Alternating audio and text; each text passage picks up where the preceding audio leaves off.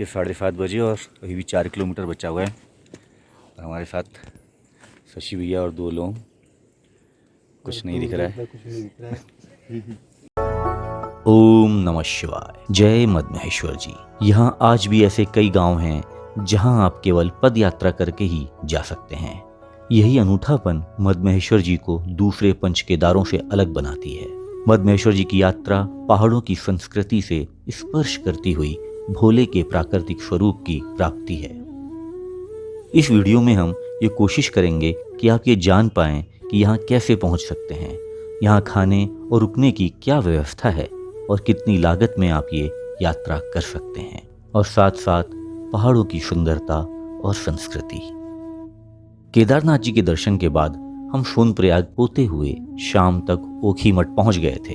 अगर आप केवल मद्महेश्वर करना चाहते हैं तो हरिद्वार से हरिद्वार में आपको मात्र 4 दिन लगेंगे।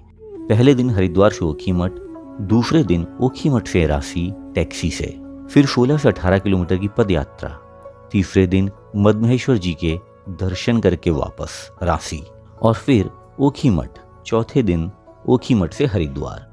हमने ओखीमठ में रात्रि का आनंद लिया। ओखीमठ में ही अनिरुद्धि और उषा, जो बाणासुर की पुत्री थी, उनका विवाह हुआ था। लोक कथा के अनुसार उषा के नाम से ही उषा मठ और आज ओखीमठ नाम प्रसिद्ध हुआ। यहाँ ओमकारेश्वर मंदिर में केदारनाथ और मद्महेश्वर की चल विग्रह की डोली रखी जाती है। जब केदारनाथ और मद्महेश्वर के कपाट ठंड में बंद हो जाते हैं तब यहाँ पंच केदार की पूजा होती है। यहाँ के दर्शन बहुत ही रमणीय होते हैं और पंच केदार के तुल्य माने गए हैं। खाना बहुत ही टेस्टी है, एकदम घर का होमस्टे वाला खाना। रायते की क्या बात है, और दाल तो मतलब जो उत्तराखंड में सुनी थी कि द बेस्ट मिलती है, और वही है, बहुत बढ़िया।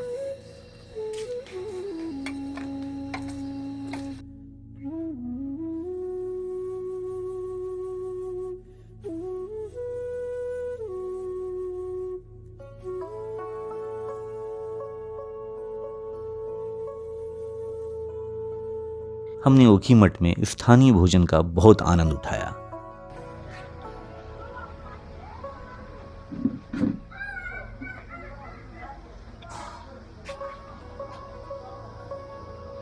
भैया किस चीज की रोटी है? ये मक्के की रोटी है। मोवे क्या बोलते गढ़ाल है।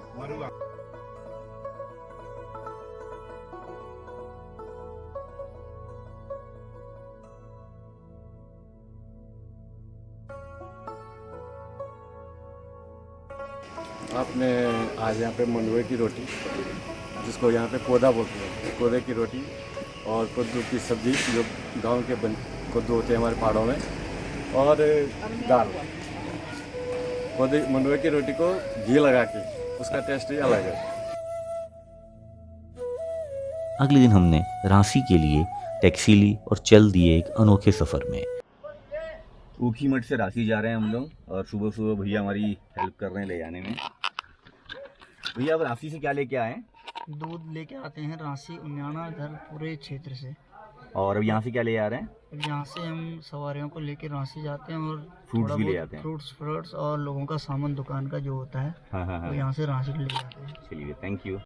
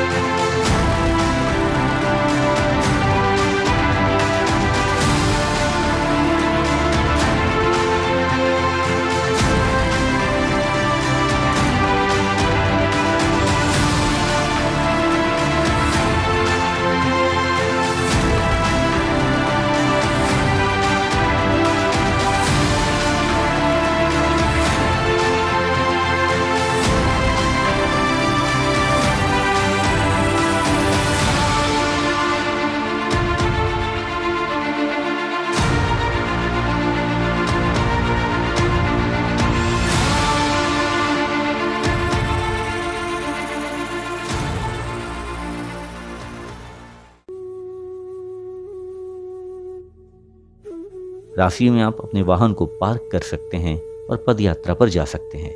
हमने भी यहाँ के आखिरी भोजनालय में मैगी खाई और चल दिए एक नए अनोखे अनुभव के लिए। हमारा पहला पड़ाव था गोंडार, लगभग रांची से 4.5 किलोमीटर।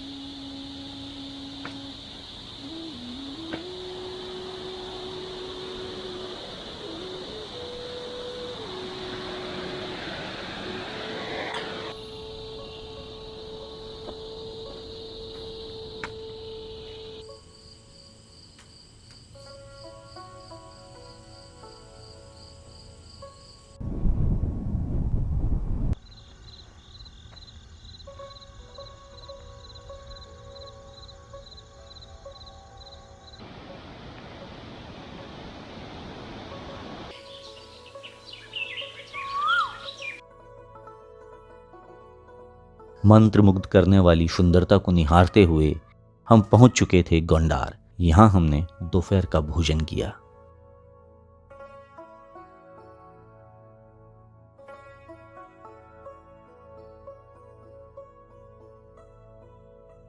हाँ, क्या नंबर है सर? 6398 मैंने पूरे पंच केदार की यात्रा में पहाड़ों के पानी से ही अपनी तृष्णा को तृप्त किया है। पूरे 11 दिन मैंने कोई भी पानी की बोतल नहीं खरीदी, शायद एक प्रयत्न प्रकृति के समीप जाने के लिए।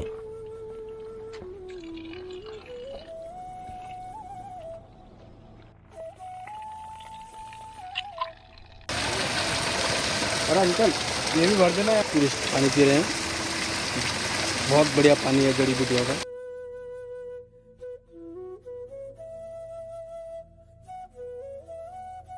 पहाड़ों की इस यात्रा में हमें विशेष प्रकार की तुलसी, हल्दी के पेड़, रामदाना का फल, राजमा की खेती और मशरूम जैसे वनस्पतियां भी देखने को मिली।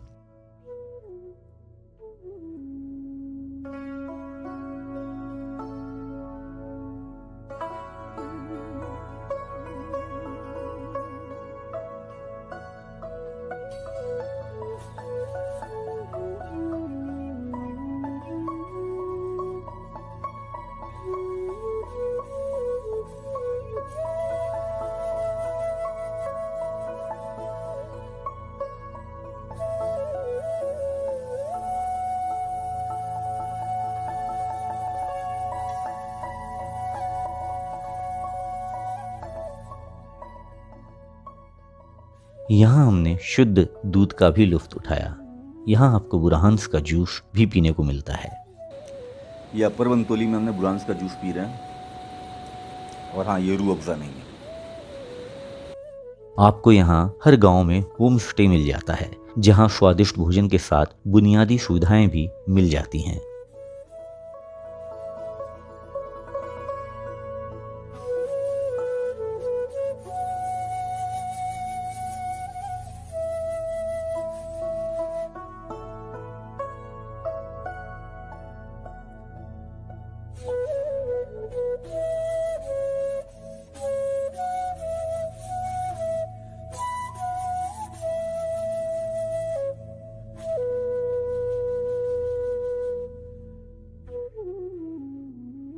मदमेश्वर से पहले ये लास्ट चट्टी है, सब पूर्ण चट्टी है।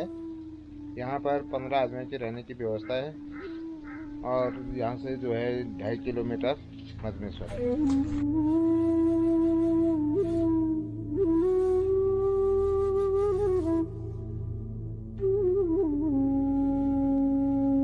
हमारी पदयात्रा कई गांव होती हुई मदमहेश्वर की ओर अग्रसर थी, पर मदमहेश्वर से 3 किलोमीटर पहले कुंचट्टी के आसपास हमें शाम होने लगी।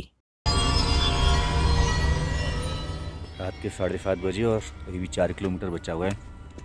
हमारे साथ शशि भैया और 2 लोग, कुछ नहीं दिख रहा है।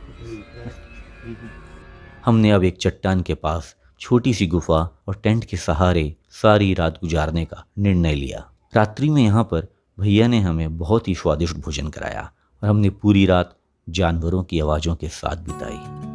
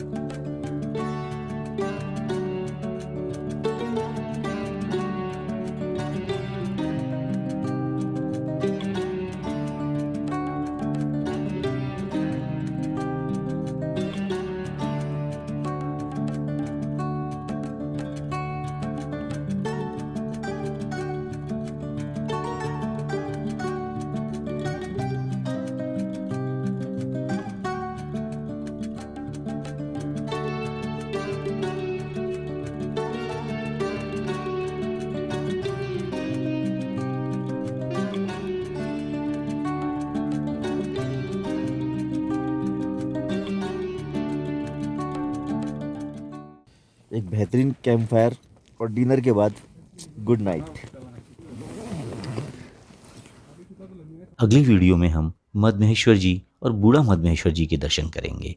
जय भोले, जय केदार।